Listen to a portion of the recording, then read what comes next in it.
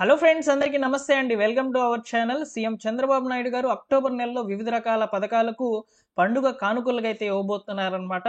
So Dasara కానుకనైతే already ప్రకటించారనమాట. అలానే దీపావళి కానుక కూడా ప్రకటించబోతున్నారు. సో వీటికి సంబంధించినటువంటి పథకాల యొక్క ముఖ్యమైన తేదీలు అయితే వచ్చాయి. ఈ పథకాల ద్వారా ఎవరు లబ్ధిదారులు, వారికి సంబంధించి డీబీటీ విధానంలో ఎంత అమౌంట్ వారి యొక్క ఖాతాలకు జమ కావడం జరుగుతుంది, ఆ జమ అయ్యేటువంటి డబ్బులను ఏ విధంగా తెలుసుకోవాలి, ఇలాంటి వివరాలన్నీ కూడా ఈ వీడియోలో నేను మీకు క్లియర్గా ఎక్స్ప్లెయిన్ చేస్తాను. వీడియోని పూర్తిగా చూసి తప్పకుండా లైక్ చేయండి. ఇక లేట్ చేయకుండా డైరెక్ట్గా టాపిక్లోకి అయితే వెళ్ళిపోదాము.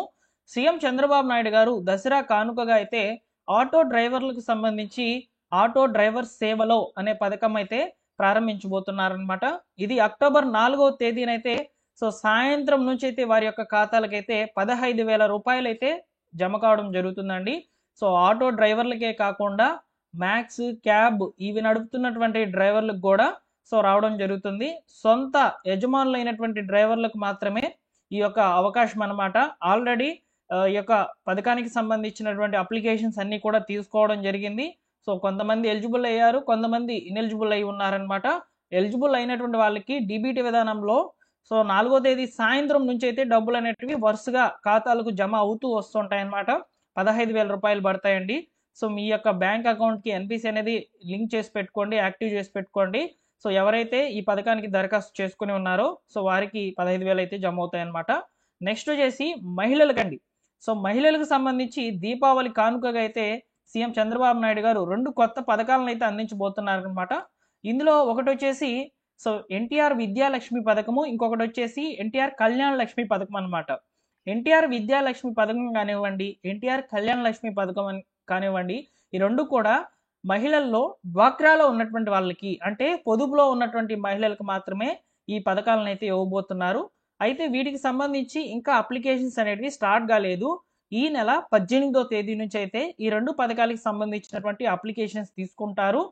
కేవలము ఒక 2 రోజుల వ్యవధిలో మీ యొక్క ఖాతాలకైతే ఈ యొక్క డబ్బులను జమ చేయడం జరుగుతుంది. అయితే ఇక్కడ ఇస్తున్నటువంటి డబ్బులను లోన్ రూపంలో ఇస్తారు. డ్వాక్రాలో ఉన్నారు కదా, వారికి లోన్ రూపంలో అయితే ఇస్తారనమాట.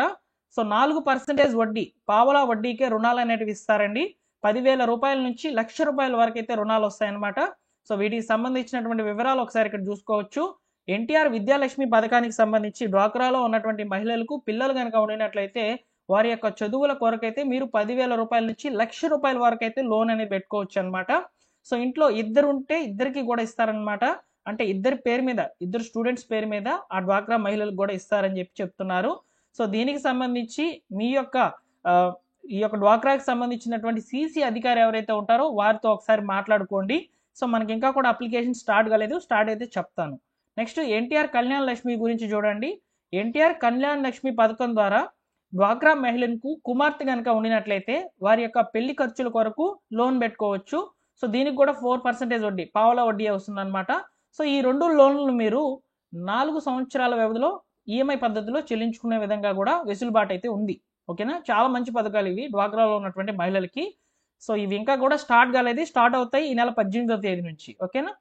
నెక్స్ట్ వచ్చేసి రైతులకు సంబంధించి అన్నదాత సుఖీభవ 2వ విడత పేమెంట్ అనేది ఈ నెల 24వ తేదీనైతే రైతుల యొక్క ఖాతాలకైతే జమ కావడం జరుగుతుంది అనమాట.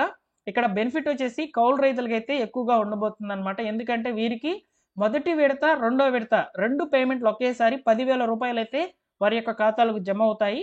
ఇక మొదటి విడత పొందినటువంటి సొంత భూమి కలిగినటువంటి రైతులు ఎవరైతే ఉన్నారో వారికి 5,000 రూపాయలు వస్తాయి.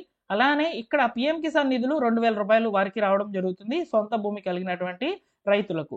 ఇలా 7,000 రూపాయలు కొంతమంది రైతులకు, మరికొంతమంది రైతులకు 10,000 రూపాయలు, అంటే కౌలు రైతులకు 10,000 రూపాయలు అయితే వారి యొక్క ఖాతాలకైతే రావడం జరుగుతుంది.